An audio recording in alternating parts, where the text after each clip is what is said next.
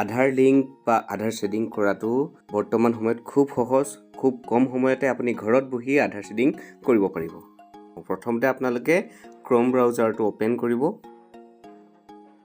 তাত গৈ NPCI search কৰিব। এটা দেখিছে national payments corporation of India, ইয়াতে যাব, তাত গৈ স্ক্ৰল কৰি দেখিব কনজিউমাৰ ক্লিক কৰিব। ইয়াৰ তলত দেখিছে ভাৰত আধাৰ শেডিং BAC, তাত গৈ আপুনি ক্লিক কৰিব।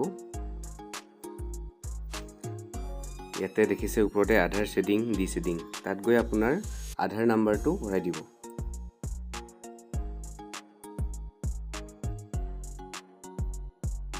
আপুনি নতুনকৈ যদি কৰিব বিচাৰিছে, আজিলৈকে যদি ক'তো লিংক নাই, তেতিয়া ফ্ৰেছ শেডিঙত ক্লিক কৰিব ইয়াত।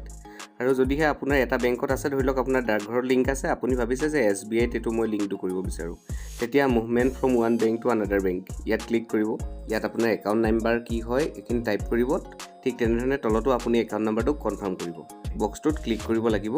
তাৰ তলত এই এণ্টাৰ কেপচাখিনি যোনটো আছে, এণ্টাৰ ইয়াতে কৰিব দিছে, এইটো যিটো সংখ্যা দেখে ইয়াতে আপুনি এইটো ভৰাই দিব আৰু লগালগ এইটো ছাবমিট কৰি দিব। আপোনাৰ আধাৰৰ লগত যোনটো মোবাইল নাম্বাৰ লিংক আছে, সেই মোবাইল নাম্বাৰত এটা OTP আহিব আৰু OTPটো ভৰাই দিয়াৰ লগে লগে আপোনাৰ আধাৰ শেডিংটো হৈ যাব। গতিকে আজিলৈ এই ভিডিঅ'টো ইমানেই আছিলে। যদিহে ভাল লাগিলে শ্বেয়াৰ কৰিব। ধন্যবাদ।